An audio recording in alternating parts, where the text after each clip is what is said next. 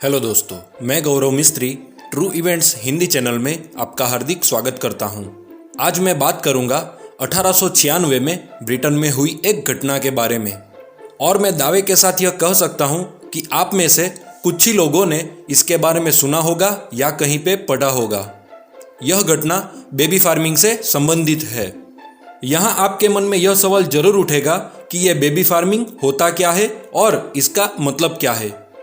दोस्तों, एक समय काल में ब्रिटेन में अविवाहित माताएं कुछ पैसों का भुगतान करके अपने बच्चे की देखभाल के लिए किसी एक विशेष व्यक्ति को दे दिया करती थी, और वह बेबी फार्मर बच्चों की देखभाल करते थे और उनके लिए नया घर और नए माता पिता ढूंढ के उनसे कुछ पैसे लेके उनको बच्चे दे दिया करते थे। इसे बेबी फार्मिंग कहा जाता है।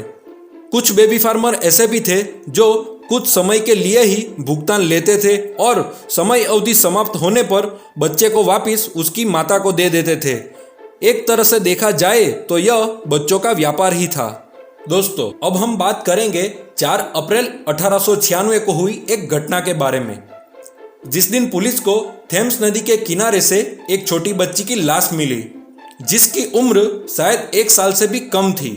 उस लड़की की गर्दन के चारों ओर सफेद टेप लिपटकर उसे मार दिया गया था और फिर एक कागज में लिपटाकर नदी में फेंक दिया गया था।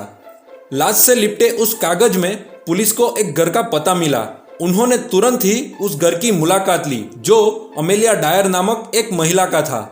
पुलिस के घर में प्रवेश करते ही उन्हें मानव मांस जैसा कुछ सड़ने की गंध का सामना करना पड़ा।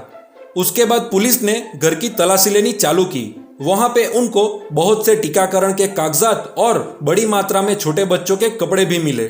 उसके साथ कई अखबार और रसीदें भी मिली, जो दर्शाती थी कि वो श्रीमती हार्डिंग और श्रीमती स्मिथ सहित कई और नामों के साथ अखबारों में अपने बेबी फार्मर होने का इस्तेहार देती थी।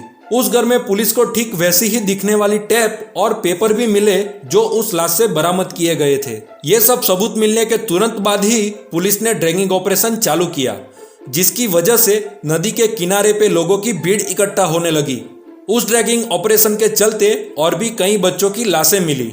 जब लाशों की गिनती 50 तक पहुंची, तब उस अमेलिया डायर ने पुलिस को कहा, आप सभी को उनके गर्दन के चारों ओर टैप द्वारा जान सकते हैं।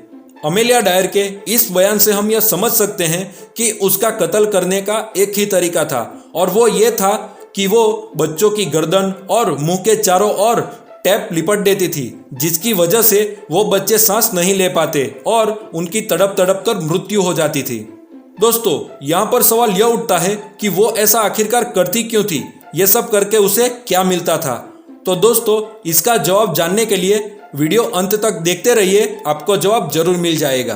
अब बात है 1879 की, जब अमेलिया डायर को पहली बार एक बच्चे की मौत के आरोप में गिरफ्तार किया गया था, लेकिन उसके खिलाफ कोई सबूत ना मिलने पर उसे 6 महीने की सजा काटकर छोड़ दिया गया था। जेल से छूटने के बाद अमेलिया ने अपना तरीका ही बदल दिया। उसने बच्चों को सिर्फ पूर्णतः गोद लेना ही चालू कर दिया, और गोद लेने के कुछ ही घंटों में वो बच्चों की गर्दन और मुंह के चारों ओर टैप लिपटाकर उन्हें हमेशा के लिए मौत की नींद सुला दिया करती थी।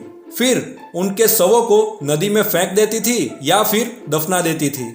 अमेलिया डायर यह बेबी फार्मिंग का काम पिछले 30 सालों से कर रही थी, और इन सालों में उसने कितने बच्चों का कत्ल किया होगा वो हमारी गिनती से भी परे है। लेकिन फिर भी हम सामान्य गिनती करने की कोशिश करते हैं। अगर हम पूरे 1 साल के सिर्फ 10 बच्चे भी ले तो 30 सालों में उसने कम से कम 300 बच्चों की हत्याएं की थी। इंटरनेट से मिली जानकारी के मुताबिक उसने 400 बच्चों से भी ज्यादा बच्चों की हत्याएं की थी। दोस्तों, यहाँ पे पहले वाला सवाल वापिस उठता है कि आखिरकार वो ऐसा करती क्यों थी? ये सब करके उसे क्या मिलता होगा? तो जवाब है 100% मुनाफा।